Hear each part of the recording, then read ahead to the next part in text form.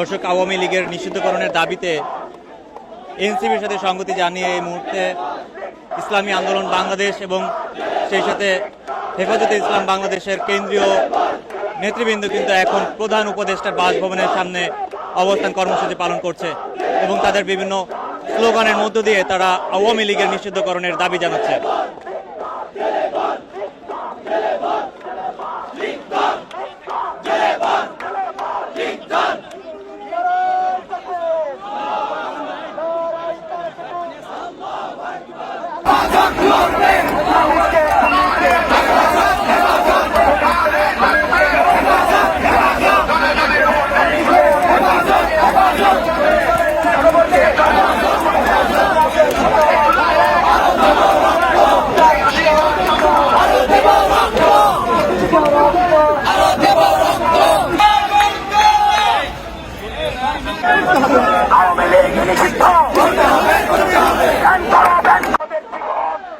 বাংলাদেশকে আমরা ওয়াক্ফ করে দিয়েছি। আমরা এই জালিমের বিরুদ্ধে প্রতিবাদ করে আমরা মজলুমের পক্ষে আমাদের জীবন ওয়াক্ফ করে দিয়েছি। ওই ban ban ban ban ban ban ban ban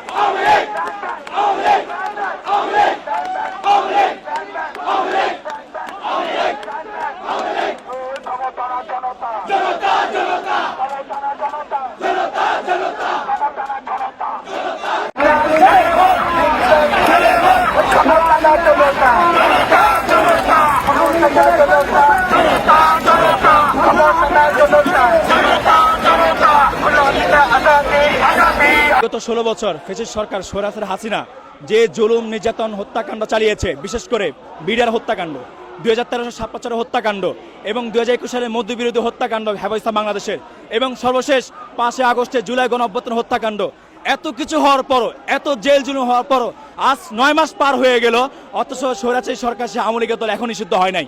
আজকে আমরা এই যমুনায় প্রধান উপদেষ্টার বাসভবন ঘেরাও করেছি। যতক্ষণ না পর্যন্ত আওয়ামী লীগ নিষিদ্ধ না হবে একটা লোক ঘরে ফিরবে না ইনশাআল্লাহ। আমলে আমি বাংলাদেশ পুলিশের একটা গুরুত্বপূর্ণ দায়িত্ব ছিলাম, দায়িত্ব পদে অধিষ্ঠিত ছিলাম, কিন্তু ওই ফ্যাসিস্ট সরকারের অবৈধ আদেশ না পালন করার কারণে আমাকে চাকরিচ্যুত করা হয় এবং সেই ক্ষোভ থেকে আজকে আমি এখানে এসেছি যে ফ্যাসিস্ট সরকার যে দোষরা এখনও প্রশাসনের বিভিন্ন পর্যায়ে বসে আছে এবং অপকর্ম চালিয়ে যাচ্ছে, তাদেরকে অপসারণের জন্য এবং এই ছাত্র জনতার সাথে একত্র অবসর করার জন্য আমি এখানে এসেছি। একটা কথাই বর্তমান গভর্নমেন্ট যারা আছে তাদেরকে জানিয়ে দিতে চাই, বিপ্লবীরা ঘুমায় না, বিপ্লবীরা জেগে আছে, রক্তের দাগ এখনও শুকায় নাই, কিন্তু স্বৈরাচারের দোসরদের কিভাবে তারা এক্সিট দেয় বা সাবেক রাষ্ট্রপতি আব্দুল হামিদ খানকে কিভাবে সেফ এক্সিট দিল, সেফ এক্সিট দেওয়ার কারণে আমরা বুঝতে পারতেছি স্বৈরাচারের দোসররা বাংলাদেশে এখনও ওত পেতে আছে, তারা বিভিন্ন বিশৃঙ্খলা এবং ষড়যন্ত্র করার চেষ্টা করে যাচ্ছে। আমরা বর্তমান গভর্নমেন্টকে এটাই জানিয়ে দিতে চাই, বিপ্লবীরা ঘুমায় নাই, বিপ্লবীরা আবার ঐক্যবদ্ধ হয়েছে, বিপ্লবীরা ঐক্যবদ্ধ থাকবে। পরবর্তীতে কোনো ফ্যাসিজম যদি বাংলাদেশে আবার মাথাচাড়া দিয়ে উঠতে চায়, বিপ্লবীরা রাজপথ থেকে যাবে না, বিপ্লবীরা রাজপথে থাকবে।